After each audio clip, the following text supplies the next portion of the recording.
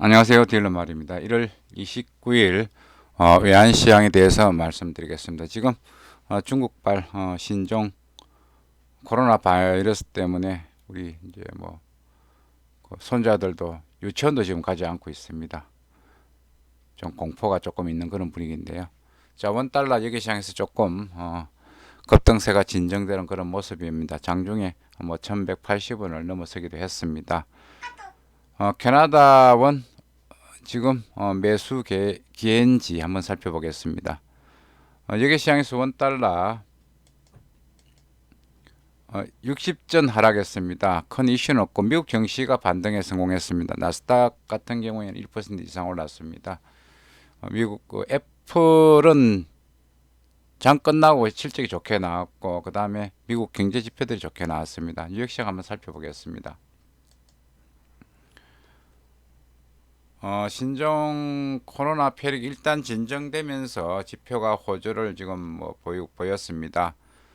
어, 어저께 미국 지수 같은 경우는 지금 신종 같은 경우에는 중국 당국은 인구 이동 억제를 위해 춘제 등 설 연휴를 연장했다는 소식이 나왔고 미국이 중국에 대한 어떤 여행 경보를 여행 재고를 올렸고 중국으로 출장 등을 제한한 글로벌 기업들이 늘어나고 있다고 합니다.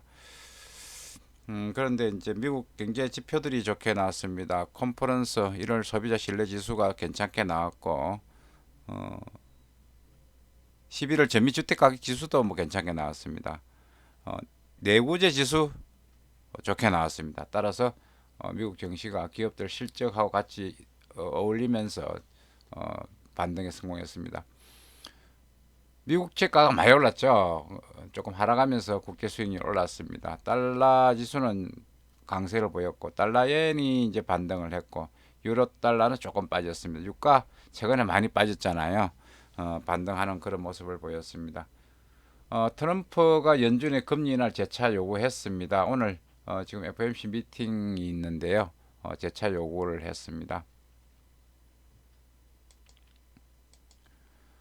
다우가 어저께 그 앞전에 급락한 이후 이제 반등에 성공을 했습니다. 따라서 28,600선 요 부근은 지지가 되는 그런 모습들을 이제 보이고 있습니다. 중국 쪽에서 더 나쁜 소식이 안 나온다면은 이 반등 요 갭을 메꿀 가능성도 있습니다. 그러나 아직까지는 중국에 대한 어떤 불확실성이 여러 가지 많기 때문에 조심을 할 필요가 있습니다. 우리 코스피 어저께 외국인 순매도가 5천억 이상 넘었습니다. 오늘 반등에 나설지 코스피는 조금 더 빠질 그런 어떤 룸이 있어 보입니다. 달러 지수는 이제 97, 98 부근을 계속 이제 타치를 하고 있는데 이 부분 넘으면은 뭐 한 98.50까지 갈 가능성이 그런 모양들이 나오고 있습니다. 그렇게 될 경우 원달러도 상승 가능성이 있고요. 여기 위안화가 일단 상승세가 주춤하고 있습니다. 6.96까지 갔다가 7은 찍지를 못했습니다. 6.96으로 다시 밀리는 어떤 그런 모습을 보였습니다. 따라서 여기 시장에서 원달러도 조금 상승세가 둔화되는 그런 모습을 보였습니다. 자, 원달러 어저께 급등하면서 설 쉬고 오신 분들 깜짝 놀랐을 거예요. 사실상 한 10원 정도 이상 올랐기 때문에 60일 이평선을 넘어섰습니다. 따라서 일단 반등의 어떤 실마리는 찾았는데 일단 중국 바이러스의 어떤 진행 상황에 따라서 이 갭이 메꿔질지 이 갭이 메꿔질지 두 가지 어떤 결정이 날 것으로 보입니다. 일단은 요 밑에 갭을 채우고 갈 가능성에 저는 무게를 두고 싶습니다. 캐나다 달러도 반등에 성공했습니다. 캐나다 달러는 12월 11일 이후 최저치를 기록한 이후 이제 반등에 나섰는데요. 바이러스 공포가 진정되면서 조금 반등했습니다. 캐나다 달러 같은 경우에는 2019년도 한 5% 올랐거든요. 금년도는 1.3% 하락을 했습니다. 유가의 영향을 많이 받고 있고요. 유가가 많이 떨어지면서 캐나다 약세를 보이다가 유가 반등으로 다시 강세를 보이는 모습입니다.